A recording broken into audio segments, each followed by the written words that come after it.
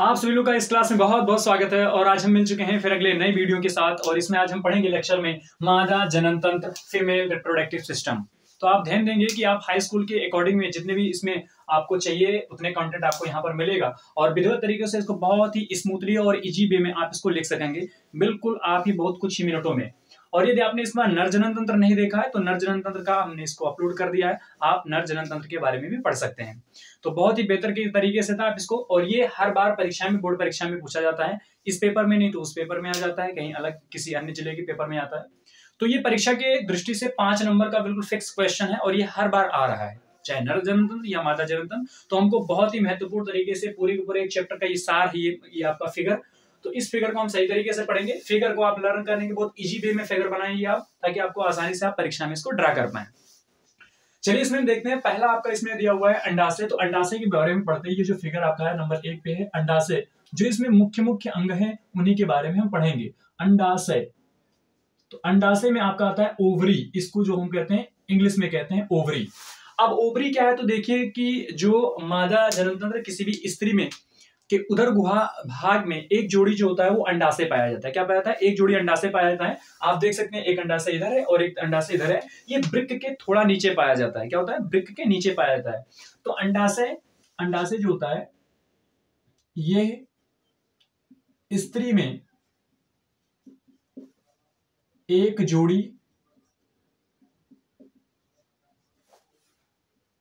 जोड़ी उधर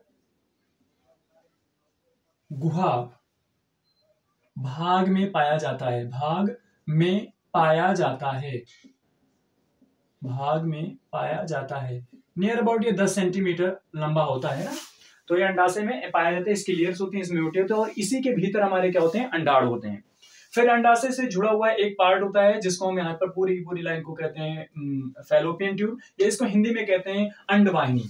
अब ये जो आपका अंडवाहिनी है ये यहाँ से शुरू होता है, पूरा का पूरा जाता है। तो अंडवाहिनी को हमने कई पार्ट में बांटा है, एक एम्पुला में बांटा है, एक स्थमस में बांटा है।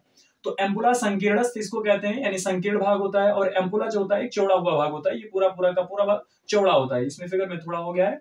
फिम्बरी होता है वो जो कि उसको पूरे के पूरे अंडाशय को पकड़ कर रखा था, झालरनुमा संरचनाएं होती हैं। तो आपका अंडाशय से जुड़ा हुआ भाग जो कि चौड़ा होता है और उसे फिर सीधे सीधे जाकर वो संकीर्ण हो जाता है, तो हमारा संकीर्ण स्थमस, उस भाग को स्थमस कहते हैं। एम्पुला में ही क्या होता है? अंडाण और स्पर्म, जो ह्यूमन का स्पर्म होगा वो स्पर्म और अंडाण जो होते हैं वो जो फ्यूजन करते हैं, फर्टिलाइज होते हैं, वो कहां पर होते हैं? एम्पुला में जाकर मीट करते हैं, मिलते हैं यहाँ पर। तो ये इसको हिंदी में कहते हैं तुम्बिका। अब इसके बाद अंडाशय से निकला हुआ जो अंडाणु है वह जाकर तुम्बिका में पहुंचा और यहाँ से स्पर्म होता हुआ जाएगा और यहाँ पर फर्टिलाइज होगा। तो एक क्वेश्चन यहाँ से बहुत इंपॉर्टेंट क्वेश्चन बनता है, परीक्षा में कई बार 1 नंबर में आया है कि किस जगह पर, किस स्थान पर जो स्पर्म होता है और वहां पर अंडाणु होता है वो मीट करते हैं या मिलते हैं। तो आप उसमें जो ऑप्शन होता है वो एम्पुला लगा है तो एम्पुला लगा दीजिए, या तुम्बिका है तो तुम्बिका लगाइए। अन्यथा की स्थिति में आप फैलोपियन ट्यूब या अंडवाहिनी आप लगा सकते हैं। ठीक है। फिर उसके बाद हम इसमें आप पढ़ेंगे। तो अब हम यहाँ पर करते हैं अंडवाहिनी। अंडवाहिनी क्या है? दूसरा जो ऑप्शन है आपका वो अंडवाहिनी है। अंडवाहिनी को हम इंग्लिश में कहते हैं फैलोपियन ट्यूब। क्या कहते हैं? Fallopian tube. तो अब हम फैलोपियन ट्यूब के बारे में जानते हैं। अंडवाहिनी क्या है? तो अंडवाहिनी में 2 भाग होते हैं, एक एम्पुला होता है, एक स्थमस होता है। एम्पुला वाला भाग थोड़ा चौड़ा होता है और संकीर्णस भाग जो होता है वो क्या होता है? हमारा अंडवाहिनी होता है। ये क्या करता है? अंडाणु को यहाँ से सीधे हुए फर्टिलाइज होने के पश्चात ये सीधे सीधे लाकर और गर्भाशय में पहुंच जाता है। तो ये क्या होता है? एक लंबी नुमा संरचना होती है, लगभग नियर अबाउट इसकी जो होता है 7.5 सेंटीमीटर के आसपास में होती है। तो अंडवाहिनी एक नलिका है। अंडवाहिनी एक नलिका नुमा संरचना, एक नलिका नुमा संरचना होती है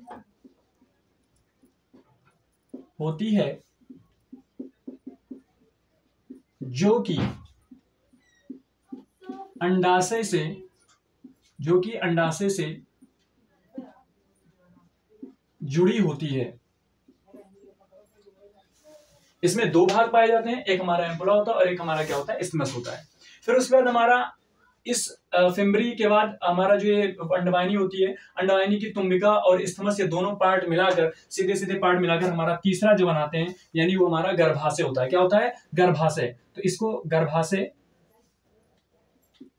अब हम गर्भाशय के बारे में बात करेंगे। गर्भाशय, इसको इंग्लिश में कहते हैं यूटरस।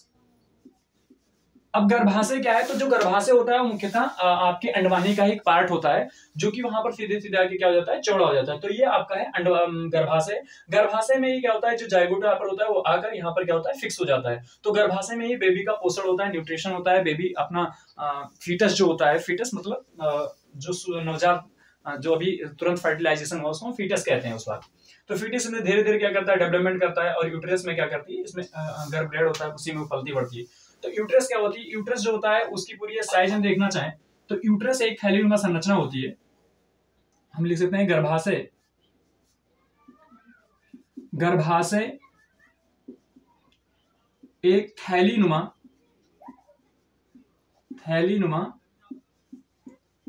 संरचना होती है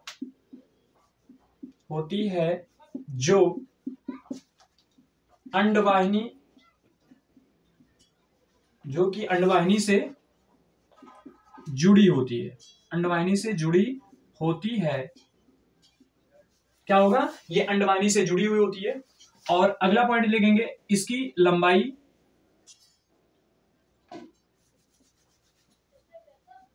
या 7.4 सेंटीमीटर लंबी व 5 सेंटीमीटर चौड़ी तथा 3 सेंटीमीटर मोटी संरचना होती है। इसी में गर्भधारण होता है। फिर अगला पॉइंट हमारा आता है गर्भाशय के बाद, तो हमारा पॉइंट नंबर 4 आता है। वो पॉइंट नंबर हमारा 4 होता है, उसमें हम क्या कहते हैं? ग्रीवा कहते हैं। तो ग्रीवा क्या होता है? ये यहीं से बेबी का निकलने का रास्ता होता है ग्रीवा। और ये क्या करती है? यूट्रस को एक क्लोज्ड वे पर तैयार करती है, तो इसको कहते हैं सर्विक्स कहते हैं। तो यह एक क्या होती है? एक द्वारनुमा संरचना होती है। ग्रीवा को हम लिख सकते हैं, ग्रीवा एक वाल्व का कार्य करती है।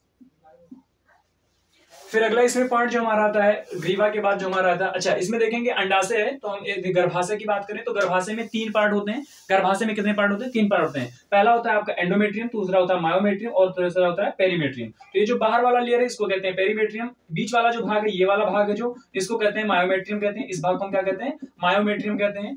ये जो हमारा भाग है इस भाग को क्या कहते हैं? मायोमेट्रियम कहते हैं। और ये वाला जो भाग है उसको हम एंडोमेट्रियम कहते हैं। यहीं पर होता है वो क्या होता है? जाइगोट आकर और इस पे फिक्स हो जाता है, इस पे रोपित हो जाता है। तो यहीं पर उसमें रहता है। तो इसके 3 पार्ट होते हैं। इसको हम कहते हैं यूट्रस का लेयर कहते हैं। अभी इसके बारे में और हम जानते हैं डिटेल में। फिर उसके बाद क्या होता है? ये ग्रीवा है। ग्रीवा के बाद वेजाइना आता है। जो 5वां नंबर ऑप्शन है वो हमारा वेजाइना है, जिसको हम योनि कहते हैं, वेजाइना।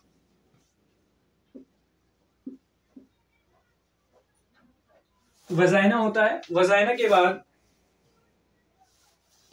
योनि। और योनि क्या होता है कि योनि एक रास्ता होती है, जो एक थैलीनुमा संरचना होती है, लगभग 10 सेंटीमीटर लंबी होती है, थैलीनुमा संरचना होती है।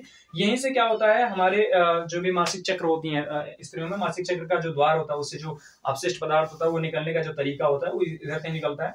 इसके माध्यम से ये ह्यूमन का जो स्पर्म होता है, जो ह्यूमन का पेनिस होता है, वो पेनिट्रेट करके और अंदर जाता है और स्पर्म को अंदर की ओर रिलीज करता है। तो ये आपका वही भाग होता है, इसको वेजाइना कहते हैं। यहाँ पर एक क्लिटोरिस पाया जाता है जिसको भाग्यसेंस कहते हैं, जो उसकी सेंसस देता है। तो यौन क्या है? एक रास्ता होता है। तो यौन को आप लिख सकते हैं कि यह एक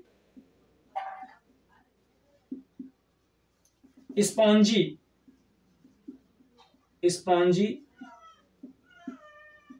थैलीनुमा संरचना होती है। स्पॉन्जी थैलीनुमा संरचना होती है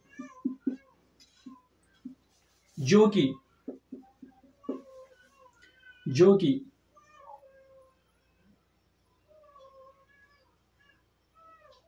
नर मानव के वीर्य को अंदर जाने का रास्ता देती है। और इसी से सारी व्यवस्थाएं होती हैं। तो चलिए हम इसमें आप देखेंगे। और छठवां जो हमारा पार्ट आता है 6 नंबर पॉइंट आता है। 6 नंबर पॉइंट में हमारी सहायक ग्रंथियां आती हैं। तो यहाँ पर हम देख लेंगे सहायक ग्रंथियों के बारे में। किसके बारे में जानेंगे? सहायक ग्रंथियां। तो मैं आपको सहायक ग्रंथियां, दो प्रकार की सहायक ग्रंथियां होती हैं। एक बार्थोनिल होती है, बार्थोलिन ग्रंथि, और एक पेरिनियल ग्रंथि होती है। कौन सी ग्रंथि होती है? पेरिनियल ग्रंथि। पेरिनियल ग्रंथि। अभी इसके बारे में जानेंगे कि ग्रंथियां क्या होता है। तो सहायक ग्रंथियों का कार्य क्या होता है। तो during the copulation, during the fertilization, या इसको इंटरकोर्स के करते समय ये जो सहायक ग्रंथियां होती हैं, इन सभी भागों को सुरक्षित तरीके से कार्य और सभी चीजों को होने के लिए सहायक ग्रंथियां होती हैं। सहायक ग्रंथियां में जो बार्थोनिल ग्रंथि होती है, बार्थोनिल ग्रंथि एक म्यूकस रिलीज करती है, जो चिपचिपा टाइप का म्यूकस होता है, जिससे क्या होता है? फ्रिक्शन कम हो जाता है। दूसरी इसमें पेरिनियल ग्रंथि होती है, एक प्रकार की स्नेहक, एक प्रकार की गंध को निकालती है। उस गंध से पता चलता है कि इसमें कॉपुलेशन करने के समय में तैयार है सब। तो ये सहायक ग्रंथियों के बारे में हमने इसको देखा है। अब इसमें आप देख लेंगे कि इसमें कुछ और एक पॉइंट आता है, रजोधर्म के बारे में बात कर लेते हैं। मेंस्ट्रुअल साइकिल के बारे में थोड़ा सा बात कर लेते हैं। होता क्या है कि ये पूरी के पूरे महीने तैयारी करती है, 28 दिन तक इसमें सारी चीजें सब तैयारियां होती हैं। तो यहाँ पर अंडाणु जब जाता है, लेकिन मान लेते हैं किसी दफे हुआ क्या कि यहाँ पर जायगोट नहीं बन पाया, और जायगोट जब यहाँ पर नहीं आता है तो ये सेंसस ब्रेन को जाता है, और वहां से वो कुछ प्रकार से हार्मोन्स निकलते हैं। वो हार्मोन्स क्या करते हैं, यहाँ पर ये जो तैयारी गर्भाशय ने कुछ पिछले दिनों में जो यहाँ पर तैयारी करके और इस एंडोमेट्रियम नामक पदार्थ को यहाँ पर जमाया हुआ होता है, तो ये क्या होता है, पदार्थ किसी एंजाइमों और उनके हार्मोन्सों के कारण ये क्या होता है, टूटने लगता है। और ये टूट कर और ये क्या होता है, ब्लड के रूप में और मांसल संरचनाएं होती है उसमें, उसी के रूप में क्या होता है, पूरी बॉडी से बाहर की ओर निकल जाता है। और इस चक्र को होते हैं मेंस्ट्रुअल साइकिल कहते हैं।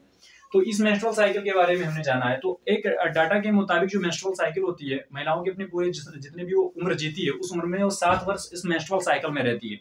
तो ये बहुत ही एक पीड़ा, हर एक तरीके से दर्दनाक होता है। इसमें काफी पेन होता है, बॉडी हीट कर जाती है। तो ये सारी चीजें हमने इसके बारे में पढ़ा, तो आप इसको लिखिएगा। और हमें उम्मीद हुआ होगा कि आपको यह लेक्चर बेहतर तरीके से समझ में आया होगा, और आप बने रहिए, देखते रहिए। बहुत बहुत धन्यवाद। मिलते हैं अगले लेक्चर में।